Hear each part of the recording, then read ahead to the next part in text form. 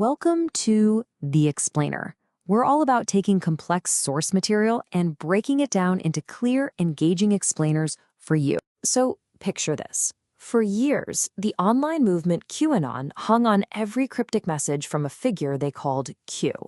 And then, silence. The posts just stopped. It left a huge question mark for everyone following along. What happens now? Well, that silence didn't last forever.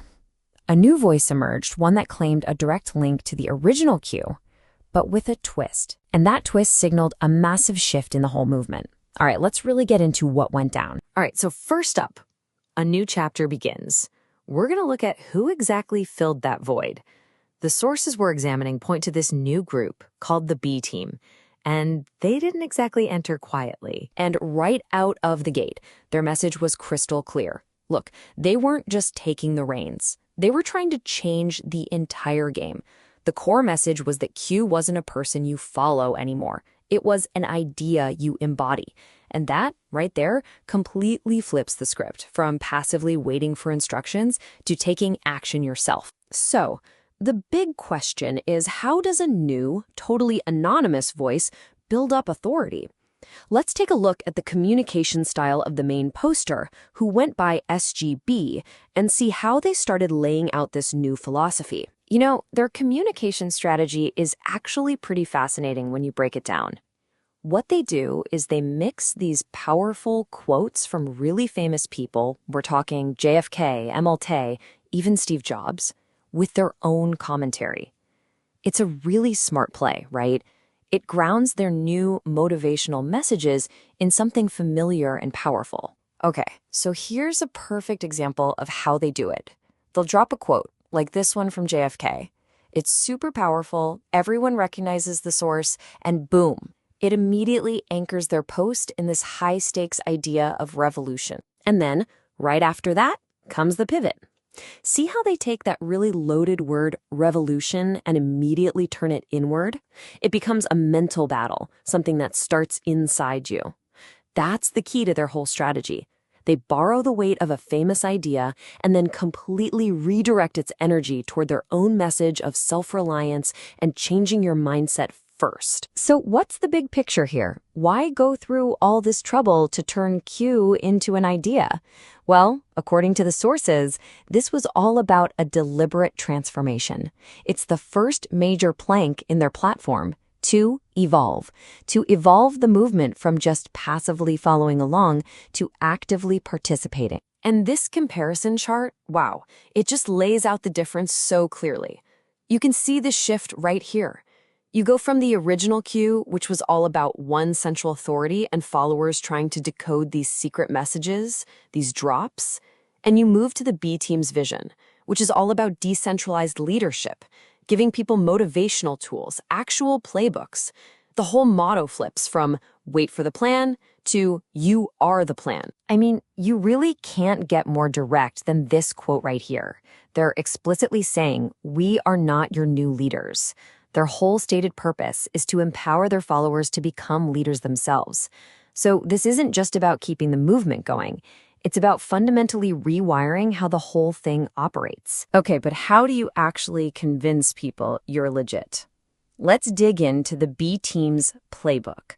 According to online researchers, there's a trail of events that they say points to some serious coordination and insider access. So, first things first. Let's get the definitions straight. When we talk about the B team, we're talking about a group that positioned themselves very carefully. According to the analysis, they never said, hey, we are Q. Instead, the claim was that they were a separate but very close group with inside knowledge. Basically, the ones tasked with taking the mission to its next phase. And a key piece of what researchers point to as proof of this connection is something they call the baby fist incident. The story goes that the B team got a hold of a known Q-affiliated account and used it to post in private members-only areas. It was basically their way of saying, see, we have the keys to the house. It was all about demonstrating that insider access to build credibility. So investigators basically pieced together this timeline. They argue it shows a pattern. First, the B team shows up and claims a connection. Then you have the baby fist incident to prove it.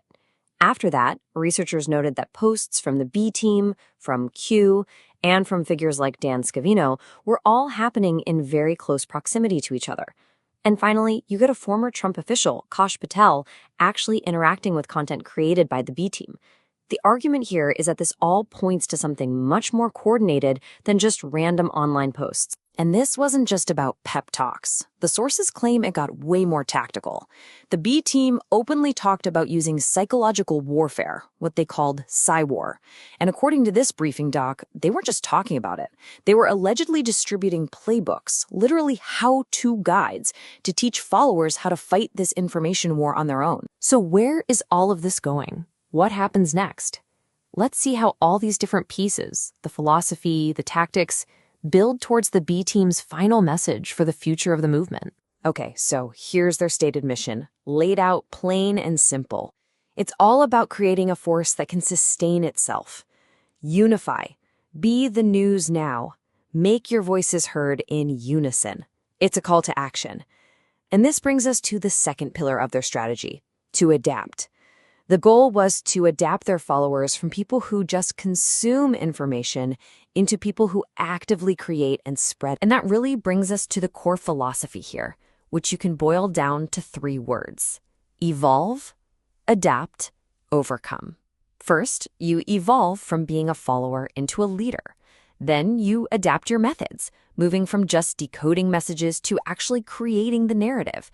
And finally, the goal is to overcome any obstacle through that new unity and action. This wasn't just some catchy slogan for them. As we've walked through, this was their entire playbook. And all of it all leads to this: 4 simple words that completely flip the entire narrative on its head.